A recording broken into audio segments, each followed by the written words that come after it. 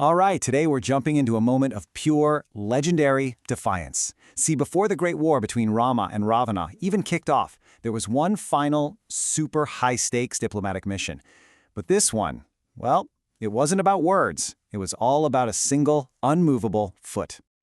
So this is the welcome our messenger gets. Picture this.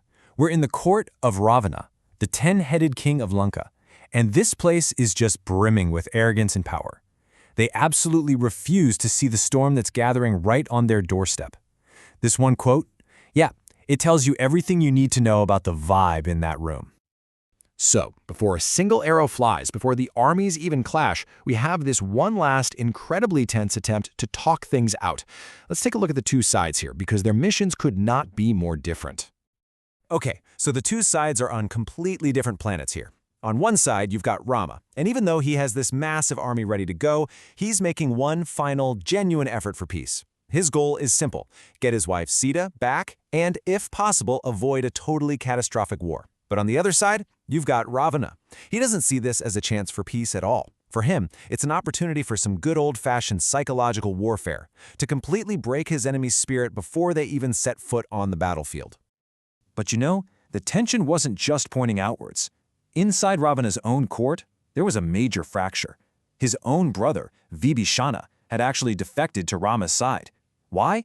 Because he told Ravana to just return Sita and avoid the war. That empty chair, it's not just a piece of furniture, right? It's this huge blinking sign of the dissent that's rotting Lanka from the inside out. So, into this powder keg of a room steps a messenger. But oh, this isn't just any messenger. Rama knew he needed someone who wouldn't be intimidated, someone who wouldn't flinch at all that power and arrogance. He needed a warrior. And that warrior's name was Angada. This guy was powerful, proud, and let's just say, he didn't mince words. He's not some polished diplomat. He's a warrior chosen for a warrior's mission. And this is the most important part. He strolls right into the heart of the enemy fortress, surrounded by the most powerful demons in the world, without a single ounce of fear. And what's Ravana's immediate reaction? Pure mockery. He just dismisses Angada with this insult, lumping him in with Hanuman, who had visited Lanka before. It's a calculated move, right? He's trying to belittle Angada, assert his own dominance, and show everyone in his court that this guy is nothing to worry about. But Angada, totally unfazed, he just delivers the message. It's simple, it's clear, and it's a total ultimatum. Return Sita peacefully, or your entire kingdom will be destroyed. And the reaction from Ravana's court? Well, it was pretty predictable for a group so drunk on their own power. They just laughed. They literally can't even imagine a world where they could possibly lose. But Angada knew words were going to fail here. That laughter told him everything. So he pivots. He shifts from a diplomatic mission to a raw demonstration of power. And this, right here, is where the story becomes absolutely legendary.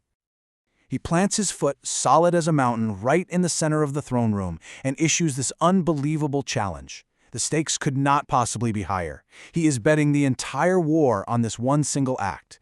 If they can move his foot, the war is over before it even starts. But if they can't, well, he's telling them their defeat is already a done deal. And so, they try. One by one, the greatest champions of Lanka step forward. Prahasta, a famous general, he tries and he fails. Then comes Indrajit. We're talking about Ravana's own son, a warrior so powerful he once defeated the king of the gods himself. He gives it his all, and he fails.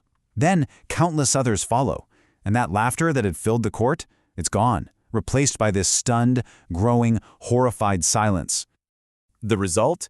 A big, fat 0. Not a single warrior in that entire court, which was packed with the most celebrated and powerful demons in the kingdom, could budge Angada's foot by even a millimeter. The humiliation was just absolute. So, the challenge was over. The point had been made, loud and clear, and not with words, but with an undeniable display of pure strength. But Angada, he wasn't finished just yet. Angada doesn't just walk out. No way. He delivers one final, cutting remark, making it clear that his own incredible strength is just a tiny fraction of Rama's divine power. Then, for his grand exit, he leaps so high that he shatters the golden canopy of the throne room on his way out. He leaves behind not just shaken morale, but literal cracks in the palace. Ravana's response is pure, unfiltered rage. He's been humiliated in his own court, his best warriors have been proven totally powerless, and he just roars his final decision.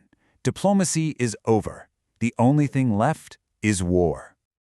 Now, this incredible story is so much more than just a diplomatic mission that went sideways. Angada's challenge was a truly pivotal moment, one that completely reshaped the entire conflict that was about to unfold. So let's break it down. Angada's challenge really accomplished a few things all at once. First, it psychologically crushed Ravana's army before the first battle was even fought. Second, it was a massive sign that Rama's forces weren't just ordinary soldiers, they were backed by divine power. And finally, it slammed the door shut on any hope for peace, officially setting the stage for one of the greatest wars in epic literature. And all of this leaves us with one final question to think about.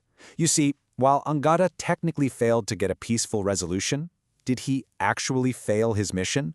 Or did he in fact win the very first and maybe the most important battle of the entire war, right there in the center of Ravana's court?